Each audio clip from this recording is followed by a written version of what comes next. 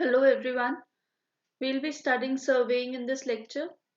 This is the last lecture on chain surveying. So let's see. So far we've completed all these topics that are introduction to chain surveying, principles of chain surveying, operations in chain surveying, ranging, chaining, offsetting. These were the main operations in chain surveying.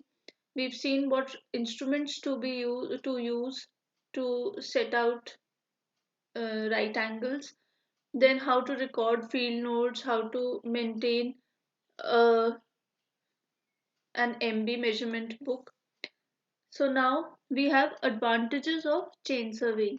तो क्या क्या advantages हैं chain surveying की कि plotting of maps is very simple and easy. आप जब maps plot करते हैं using chain surveying तो वो क्या है, काफी आसान है. It does not require costly equipment. आपको बहुत ज़्यादा एक्सपेंसिव इक्विपमेंट नहीं चाहिए. अभी हमने देखा है कि हमने क्या इक्विपमेंट यूज़ करी. हमने एक चेन या टेप यूज़ करी, हमने रेंजिंग रॉड यूज़ करी. Ranging rod is also very simple and economic equipment. फिर हमने क्या यूज़ करा, हमने ऑप्टिकल स्क्वायर यूज़ करा. तो ये सब जो इंस्ट्रूमेंट्स हैं ये सब क्या है, काफ़ी इकोनॉमिकल है, तो ज़्यादा कॉस्टली इक्विपमेंट की ज़रूरत नहीं पड़ती. It is adopted for preparing plans for small area. अभी इसमें इम्पोर्टेंट क्या है कि जब आप चेन सर्वेइंग करते हैं, हम किसके लिए करते हैं, उसको स्मॉल एरिया के लिए करते हैं. अगर आपका जो एरिया है वो बहुत बड़ा हो जाता है तब chain surveying is not recommended, क्योंकि वो बहुत टाइम कंज्यूमिंग होगा और एरर प्रोन हो जाएगा. ठीक है, उसमें बहुत सारी एरर्स आ सकती हैं. और कहाँ के लिए सूटेबल है, प्लेन ग्राउंड के लिए. अब चेन सर्वेइंग वैसे तो हमने देखा है, हमने मेथड भी पढ़ा है कि हम अगर स्लोपिंग ग्राउंड हो तो कैसे करें. बट अगर आपके पास ऑप्शन है तो हम चेन सर्वेइंग हमेशा किसके लिए यूज करते हैं, प्लेन ग्राउंड के लिए. क्योंकि प्लेन ग्राउंड में फिर से एरर कम होता है. जब आप स्लोपिंग ग्राउंड में करते हैं तो हम कुछ कुछ अप्रोक्सीमेशन यूज करते हैं to find out this length L. ठीक है, तो वो अप्रोक्सीमेशंस किसको लीड करती हैं, एरर को लीड करती हैं. क्लियर. तो it is better to use chain surveying for plain ground. these are the advantages. Now let's come to the disadvantages. Disadvantages में क्या है, जैसे अभी हमने डिस्कस किया, बहुत लार्ज एरिया के लिए रिकमेंडेड नहीं है क्योंकि एरर ज़्यादा हो जाएगा. ठीक है, बुशी एरिया के लिए रिकमेंडेड नहीं है, जहाँ पे बहुत ज़्यादा आपका वेजिटेशन हो, बुशेस हो, उसमें क्या होता है, चेन सीधी नहीं रह पाती, तो चेन इज नॉट स्ट्रेट. ठीक है, तो उस केस में क्या है, सैगिंग हो जाएगी या किसी वजह से चेन क्या होगी. अगर यहाँ पे आपकी बहुत सारी बुशेस हैं इस तरीके से, तो आपकी चेन कैसे आएगी, इस पे चेन स्ट्रेट नहीं आई. हमें चेन कैसी चाहिए, हमें तो चेन बिल्कुल ऐसे चाहिए, तो और हमें कैसी मिल रही है, ऐसे मिल रही है. So it is not recommended. फिर है, it is not suitable for places with undulations. Undulations क्या हुए, अंडुलेशंस हुए ये उबड़ खाबड़ जगह इस तरीके की कि आपके पास वैली भी है, चाहे छोटी छोटी ही है, पर क्या है, वैलीज भी हैं और डिप्रेशंस भी हैं, छोटे छोटे, बहुत छोटे. चलने में ही आपको हल्का सा फील हो रहा है. बट हम चेन कैसे रखते हैं, हम तो चेन ऐसे रखते हैं, डिस्टेंस कितना आया यहाँ से लेके यहाँ तक, बट एक्चुअल पाथ लेंथ कितनी है, एक्चुअल पाथ लेंथ तो ये है which is longer than the calculated L. ठीक है, which is longer than the calculated L. तो अंडुलेशन मतलब उबड़ खाबड़ जगह, उसमें हम नहीं प्रेफर करते चेन सर्वेइंग. चेन सर्वेइंग अपने आप में एक्यूरेट नहीं होती, क्योंकि करेक्शंस आपकी चेन लेंथ वेरी कर सकती है. जो अगर आपने मेजरमेंट करनी है तो हो सकता है कि आप चेन सीधी ना रख के एक इंक्लाइंड डायरेक्शन में रख रहे हैं, जिसका इतना रियलाइजेशन नहीं हो पा रहा है नेकेड आई को. बट उससे क्या हो जाएगा, लेंथ चेंज हो जाएगी. This length will be something else and this length will be something else. ठीक है, तो एरर प्रोन है. Not recommended for crowded areas as making well-conditioned triangles is tedious there. अब हमें पता है चेन सर्वेइंग किस प्रोसेस पे बेस्ड है. It is based on the process of on the method of triangulation. अब ट्रायंगल्स बनाने के लिए आपको क्या चाहिए, जगह चाहिए. अब यहाँ पे सपोज कीजिए, यहाँ पे एक बिल्डिंग है, यहाँ पे कोई शॉप है, यहाँ पे ट्री है, और बहुत सारी इस तरीके से बहुत ज़्यादा कुछ कुछ जगहें हैं, ठीक है। तो क्या होगा, लाइन ऑफ साइट नहीं मिलेगी हमें, ना लाइन ऑफ साइट मिलेगी, और हम ट्रायंगल्स भी अप्रोप्रिएटली नहीं बना पाएंगे, वेल कंडीशनड ट्रायंगल्स नहीं बन पाएंगे जो हम डिजायर करते हैं while using chain serving. Not recommended for road, railway lines, irrigation canal, etc. अब रोड, रेलवे लाइन और irrigation canals, these are important projects. Important projects में क्या हो रहा है कि आपका एरर नहीं होना चाहिए, और हमने जैसे अभी तक देखा कि चेन सर्वेइंग से एरर्स हो रहे हैं, ठीक है। So we have a better method, more accurate method like total station, या इस तरीके से जो हम यूज कर सकते हैं फॉर इम्पोर्टेंट प्रोजेक्ट्स। तो या फिर आप अगर सिर्फ प्रिलिमिनरी सर्वे कर रहे हैं तो आप चेन सर्वेइंग कर सकते हैं इन मेथड्स के लिए। अदरवाइज एग्जैक्ट डायमेंशंस के लिए हम रेकमेंड नहीं करते चेन सर्वेइंग इंपॉर्टेंट प्रोजेक्ट्स में, like roads, railway line and irrigation canals. Next आता है सिंबल यूज। अब जब हम अपनी फील्ड बुक भर रहे हैं तो हमें कुछ सिंबल्स यूज करने पड़ेंगे, हम नहीं लिख सकते हर जगह पे कि कौन सी चीज क्या है। तो अगर आपको याद होगा, हमने लास्ट क्लास में डिस्कस किया था कि जब भी आप चेन सर्वेइंग स्टार्ट करते हैं तो जो मेन स्टेशन होता है वो ट्रायंगल है, तो इसके अंदर मैंने लिख दिया 0, ठीक है। फिर एक रेड लाइन है, रेड लाइन के ऊपर आप चलते जा रहे हैं आपकी फील्ड बुक में, लास्ट में आप पहुंचे, लास्ट में भी हमने क्या बना दिया, एक ट्रायंगल बना दिया और उसके ऊपर लिख दिया, सपोज कीजिए मैंने 90 मीटर्स।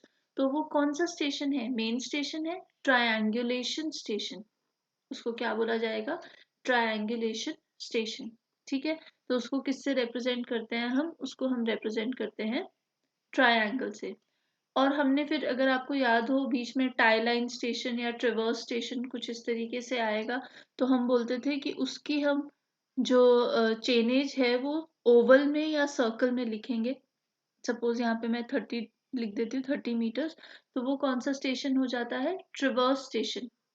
क्लियर। चेन लाइन, अगर तो आपके पास इस तरीके की नोटबुक नहीं है जिसमें ये रेड लाइन बन रखी है, तो हम क्या करते हैं, हम ये डैश्ड लाइन ड्रॉ करते हैं to represent a chain line. Clear, जैसा कि यहाँ पे दिखाया गया है। नेक्स्ट आ गया बिल्डिंग। बिल्डिंग के केस में आप देख सकते हैं हैचिंग की गई है एंड सॉलिड लाइन है आउटलाइन में, तो ये बिल्डिंग हो गई। अगर आप कोई शेड की बात कर रहे हैं, ठीक है, तो हमने क्या किया है, आउटलाइन जो है इसकी बॉर्डर लाइन जो है दैट इज डैश्ड, डैश्ड है। तो वो क्या बताएगा कि शेड की क्या है, ओपन साइड्स है, मतलब शेड में वॉल्स नहीं है। अगर शेड में क्लोज्ड है, क्लोज्ड साइड्स हैं, वॉल्स है किसी भी तरीके की, चाहे टेम्पररी चाहे परमानेंट, तो आपने क्या करा है, अंदर का जो पैटर्न है वो सेम रहेगा, बट आउटसाइड जो बाउंड्री वॉल है, बाउंड्री लाइंस है, वो कैसी हो जाएगी, सॉलिड लाइन हो जाएगी। Next is road under railway. मतलब क्या हो रहा है, अगर हम यहाँ पे क्रॉस सेक्शन बनाए, तो यहाँ पे कोई ब्रिज है इस तरीके से, मान लेते हैं यहाँ पे कोई ब्रिज है जिसके ऊपर क्या जा रही है, ये किसका ब्रिज है, रेलवे ब्रिज है। यहाँ पे किसने जाना है, ट्रेन ने जाना है। क्लियर। तो यहाँ पे हमारे पास क्या जा रही है, ट्रेन जा रही है, ठीक है। और नीचे क्या है आपका, नीचे आपका रोड है। यहाँ से कौन सा क्या आ रहा है आपके पास, यहाँ से आपके पास रोड आ रहा है इस ब्रिज के नीचे से। क्लियर। तो अगर आप देखेंगे इस सिंबल में यही किया गया है कि जो जो ऊपर का पोर्शन है, ऊपर हमें क्या दिखाई दे रहा है, ऊपर हमें रेलवे लाइन दिखाई दे रही है। ये ट्रैक का सिंबल है, जो ये इस तरीके से alternate black and white blocks बने हैं, ये ट्रैक आपको रेलवे ट्रैक बता रहा है। और ये डबल लाइन जो है ये क्या बता रही है आपको, road. So this is my road, double line, ये रोड का सिंबल है। और ये किसका सिंबल है, this is the symbol for a railway track. Clear. तो रेलवे ट्रैक, अब ये रेलवे ट्रैक देखने से पता चल रहा है कि क्या है, ऊपर है। क्लियर। तो इस तरीके से हमने बनाना है। नेक्स्ट आता है आपका बाउंड्रीज विदाउट पिलर। ये आपने बिल्डिंग कंस्ट्रक्शन या इस टाइप के सब्जेक्ट्स में भी पढ़ा होगा। जब आप वरांडा बना रहे हैं या कोई इस तरीके का बना रहे हैं जिसमें पिलर्स नहीं है, तो हम क्या बनाते हैं, हैच लाइन बनाते हैं, ठीक है, डैश्ड लाइन बनाते हैं। Next is boundaries with pillars, तो आप बीच में क्या शो कर देंगे, रेक्टेंगल्स या स्क्वायर्स शो कर देंगे to indicate that pillars are there. Township और तालुका बाउंड्रीज, जो आपका सपोज एक पर्टिकुलर एडमिनिस्ट्रेटिव एरिया डिफाइन कर रहा है कोई लाइन किसी मैप पे, तो वो कैसी लाइन होगी, सॉलिड लाइन होगी। रिवर, रिवर आप कैसे बना सकते हैं, एक वेवी सी रिवर हमने बना दी और एक एरो उसमें जरूर होगा to indicate the direction of flow of water. अब कोई पॉन्ड है, तो पॉन्ड का सिंबल क्या है, ये है। कॉन्टूर्स का सिंबल भी यही होता है, सिमिलर होता है। तो ये आपको ध्यान रखना पड़ेगा कि आप पॉन्ड बना रहे हैं कि आप कॉन्टूर बना रहे हैं। नेक्स्ट है आपके कहीं पे जहाँ आप सर्वे कर रहे हैं, तो हमारे पास टेम्पल, मॉस्क या चर्च है, तो this is the symbol of a temple, इसके ऊपर फ्लैग है, this is the symbol of a mosque and this is the symbol of a church, church के ऊपर क्या है, क्रॉस है, ठीक है। पाथ है, तो एक डैश लाइन है। अनफेंस्ड रोड है, अनफेंस्ड रोड में आप देखेंगे दो डॉटेड लाइन, दो डैश लाइंस हैं। फेंस्ड रोड है, दो सॉलिड लाइंस हैं। रेलवे लाइन सिंगल ट्रैक, मतलब सिंगल रेलवे लाइन है, तो इस तरीके से आपको ट्रैक बनाया गया है। डबल है, तो इस तरीके से बनाया जाएगा। रोड ब्रिज है, मतलब ऊपर भी रोड है नीचे भी रोड है। ये जो दोनों, ये वाला जो लाइंस हैं, अगर मैं इनको डार्कन करूं, तो ये क्या इंडिकेट कर रही है कि एक ब्रिज के ऊपर से, यहाँ पे ये एक ब्रिज था मान लो, और यहाँ पे भी दूसरा ब्रिज है, और यहाँ पे क्या जा रहा है, एक रोड जा रहा है इसके नीचे भी। क्लियर, तो this is a road bridge. फिर आता है आपका लेवल क्रॉसिंग। लेवल क्रॉसिंग का मतलब होता है जब आपकी ट्रेन की पटरी जो है, ट्रेन की पटरी और जो आपका रोड है वो सेम लेवल पे है, उनके बीच में कोई डिफरेंस नहीं है, ठीक है। जैसे बहुत बारी आप सुनते होंगे कि एक्सीडेंट्स भी हो रहे हैं पटरी के ऊपर, मतलब ट्रेन आ रही थी और व्हीकल जा रहा था, उससे ट्रेन टकरा गई है। वो मैक्सिमम किस केस में होते हैं, लेवल क्रॉसिंग के केस में होते हैं, तो this is a level crossing. Road over railway, मतलब नीचे से क्या जा रहा है, आपका ट्रेन जा रही है और ऊपर से क्या जा रहा है, रोड जा रहा है। नीचे क्या है, ट्रेन है, रेलवे ट्रैक है। क्लियर, ऊपर क्या है, रोड है। तो ये सिंबल यूज होएगा। अब ध्यान से अगर आप देखेंगे तो हमें रोड क्लियर दिखाई दे रहा है क्रॉस होता हुआ। इलेक्ट्रिक लाइन, आप कहीं का प्लान बना रहे हैं जहाँ पे इलेक्ट्रिक लाइंस आ रही हैं, तो इस तरीके से सिंबल डिनोट करके हम क्या बना सकते हैं, इलेक्ट्रिक लाइन बना सकते हैं। फिर आता है हमारा ट्रीज। तो ट्रीज का तो सिंपल सिंबल है, आप इस तरीके से एक सिंपल छोटा सा ट्री बना सकते हैं। ऑर्चर्ड के केस में आपने बहुत सारे ट्रीज बना देने हैं, ठीक है। और वुड्स के केस में हम जनरली कॉनिफर्स का सिंबल यूज कर देते हैं टू इंडिकेट कि यहाँ पे क्या है, वुड्स या फिर फॉरेस्ट है, ठीक है। ग्रास कैसे आप बना सकते हैं, ग्रास आप सिंपल इस तरीके से डिनोट कर सकते हैं कि यहाँ पे ग्रास है। कटिंग, कटिंग मतलब कि आपका कोई पहाड़ था, मान लेते हैं ये इस तरीके से पहाड़ था, और आपने पहाड़ पे क्या करना है, रोड बनाना है। तो रोड बनाने के लिए हम क्या कर रहे हैं, हम इस तरीके से ये वाला जो पोर्शन है इसको रिमूव कर रहे हैं, ठीक है। ये वाला पोर्शन जो है हमने क्या कर देना है, रिमूव कर देना है, ये हमारा रोड बन जाएगा। क्लियर, तो जो ये बीच का पोर्शन था, इस पोर्शन में हमने क्या किया, ये जो ये पोर्शन था येलो पोर्शन, इसको हमने क्या किया, कट किया, खुदाई करी, यहाँ पे एक्सकवेशन करी। तो उसका सिंबल क्या है, उसका सिंबल ये है। आप कैसे डिनोट कर सकते हैं इसको, दो ब्रैकेट्स और बीच में एक straight line, this is the symbol for cutting, इस तरीके से, ठीक है। अब दूसरा कोई एग्जांपल ले लो। अगर हमारे पास कोई डिप्रेशन है इस तरीके से, और हमने क्या करना है, यहाँ पे रोड बनाना है, और रोड की विड्थ मुझे ज्यादा चाहिए, मतलब ये रोड जाना चाहिए था यहाँ तक, इतना वाइड होना चाहिए मेरा रोड। तो मुझे क्या करना पड़ेगा, मुझे यहाँ पे नीचे फिलिंग करनी पड़ेगी, यहाँ पे मुझे कुछ सामान एंटर करना पड़ेगा, कुछ कोई भी वो हो सकता है, आप इस तरीके से फिलिंग कर देंगे। तो उसका क्या बोल दिया, एम्बैंकमेंट। एम्बैंकमेंट दूसरा क्या होता है, जब आप कोई एक्सप्रेसवे बना रहे हैं या कोई भी इस तरीके की चीज बना रहे हैं, तो हम क्या चाहते हैं कि जो लेवल है वो थोड़ा ऊपर हो, तो आप इस तरीके से भी एम्बैंकमेंट बनाते हैं। यहाँ पे भी रोड है, यहाँ पे भी रोड है, या कोई भी कनाल या कुछ भी हो सकता है, और यहाँ पे भी क्या है, रोड है। तो ये जो ये एलिवेटेड पोर्शन है, इसको क्या बोला जाता है, एम्बैंकमेंट बोला जाता है। ठीक है, ये आपने क्या कर दिया, एलिवेट करके बना दिया। अब ये जो ये एम्बैंकमेंट है, इसमें सारा मटेरियल आपने क्या किया होता है, मोस्टली फिलिंग से लाया होता है। ठीक है, आपने इसमें मटेरियल कहाँ से लाया होता है, फिलिंग से लाया होता है। ये इस तरीके से फिल किया गया है इसके ऊपर। क्लियर। तो इसको आप कैसे डिनोट करते हैं, इसको हम डिनोट करते हैं इस सिंबल से। ये यहाँ पे डैश लाइन है, और उसके बाद आपने क्या कर दिया है, एक ब्रैकेट और एक स्ट्रेट लाइन। ठीक है। अब किसी भी, अगर आप मैप को पढ़ें तो उसमें सबसे पहले एक स्ट्रेट लाइन होती है किसी डायरेक्शन में, और उसके ऊपर लिखा गया होता है नॉर्थ।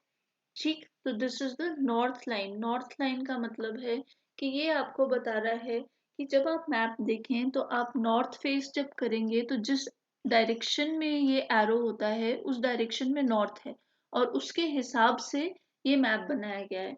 तो अगर मेरे पास ये बिल्डिंग यहाँ पे है, तो पहले मुझे अपने मैप को, या मुझे अगर मैं फील्ड पे हूँ तो मुझे पहले क्या करना पड़ेगा, नॉर्थ डायरेक्शन में देखना पड़ेगा, तभी जाके वो मैप मेरी वो ये जो एक्चुअल बिल्डिंग है वो मेरे मैप की बिल्डिंग के साथ कोइंसाइड करेगी। Clear. So this north line is very very important, and the first thing we make on a sheet. Sheet पे या किसी भी मैप पे जो सबसे पहली चीज हम मार्क करते हैं, that is the north line.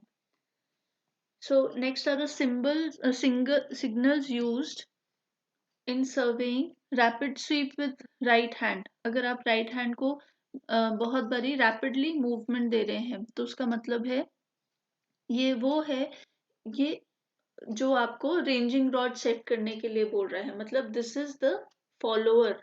अगर आपको याद हो कि जो आगे चलता है वो लीडर होता है, जो रेंजिंग रॉड लेके चला है, और जो आपको एक्चुअल में पोजीशन करवा रहा है, दैट इज द फॉलोअर। तो फॉलोअर क्या करेगा, आपको सिग्नल्स देगा और आपकी रेंजिंग रॉड सेट करवाएगा। तो ये जो दिखाए गए हैं डायग्राम्स में, दीज आर द फॉलोअर्स।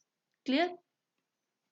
तो फॉलोअर क्या बोल रहा है, फॉलोअर अगर अपना राइट हैंड रैपिडली मूव कर रहा है, तो वो लीडर का लेफ्ट साइड हुआ, तो वो बोल रहा है move considerably in that direction, that is to your left. अगर वो धीरे धीरे अपना हाथ चला मूव कर रहा है, रैपिडली मूव करने का मतलब है बहुत ज्यादा जाना है आपको, धीरे धीरे का मतलब है थोड़ा थोड़ा जाना है, बहुत ज्यादा दूर नहीं है पॉइंट। अगर वो राइट आर्म एक्सटेंड कर दे, इस तरीके से राइट आर्म जो है वो एक्सटेंड करके रख दी है, तो मतलब है कि चलते जाओ, इस डायरेक्शन में भी आप चलते जाओ, continue to move towards your left. Right arm up and move to the right. आपने राइट आर्म को क्या कर दिया, ऊपर ले गए, और उसको कौन सी डायरेक्शन में मूव किया, राइट डायरेक्शन में मूव किया। इसका मतलब है plumb the rod to your left, मतलब आपकी रॉड क्या है, टेढ़ी हो गई है। अगर यहाँ से हम देखें तो आपकी रॉड क्या है, अगर मैं डायग्रामेटिकली बनाऊं, तो आपकी रॉड क्या है, इस तरीके से है। पोजीशन पॉइंट तो हम ठीक पहुंच गए, पर रॉड कैसी है, टेढ़ी है। तो आपको कौन सी डायरेक्शन में रॉड को शिफ्ट करना है, लेफ्ट डायरेक्शन में शिफ्ट करना है, ताकि आपकी रॉड कैसी हो सके, ताकि हम आपकी रॉड सीधी हो सके। ठीक है। तो उसका सिंबल क्या है, right arm up and move to the right. तो plumb your rod to the left. फिर है rapid sweep with left hand. वही चीज अगर आप लेफ्ट हैंड से रैपिडली डायरेक्शन स्वीपिंग कर रहे हैं, तो मतलब आपने राइट डायरेक्शन में मूव करना है। लीडर ने धीरे धीरे कर रहा है तो थोड़ा थोड़ा मूव करो, अगर वो लेफ्ट आर्म को एक्सटेंड करके रखता है तो मतलब चलते जाओ राइट डायरेक्शन में। फिर वही कि left arm up and move to the left, मतलब आपकी जो रॉड है, रेंजिंग रॉड है, वो लेफ्ट डायरेक्शन में हो रखी है, और आपने उसको मूव करना है ताकि वो सीधी हो जाए। फिर है both hands above the head. And then brought down, दोनों हाथ आप कहाँ ले गए हैं, ऊपर ले गए हैं अपने हेड के, और उनको धीरे धीरे नीचे लेके आ रहे हैं। तो मतलब कि अब रेंजिंग रॉड ठीक बिल्कुल एग्जैक्टली जिस पोजीशन में होनी चाहिए थी उस पोजीशन में है। Both arms extended forward horizontally, अगर आपने इस तरीके से ये ह्यूमन है और उसने बिल्कुल सीधे अपनी दोनों आर्म्स को ऐसे हॉरिजॉन्टली रख दिया है, तो वो क्या बोल रहा है कि रेंजिंग रॉड बिल्कुल ठीक है, अब आप इसको क्या कर दें, फिक्स कर दें। ठीक है, so you should memorise these symbols and these signals because they are asked in questions end semester exams as well as competitive exams। आपको सिंबल दे देंगे, पूछेंगे क्या सिंबल है, किस चीज के लिए सिंबल है। So this brings us to the end of chain surveying. I hope सबको समझ आया होगा कि क्या हो रहा है चेन सर्वेइंग में। This is a very important topic, specially competitive exam point of view से, क्योंकि बहुत सारे शॉर्ट क्वेश्चंस बनते हैं, short answers, multiple choice questions. So you should do, and this is the basic topic for any kind of surveying. Chain surveying के ही concepts को refine और modify करके बड़े बड़े जो इंस्ट्रूमेंट्स हैं वो डिजाइन किए गए हैं। ठीक है, so this is the basic, very basic topic for a surveyor। Thank you.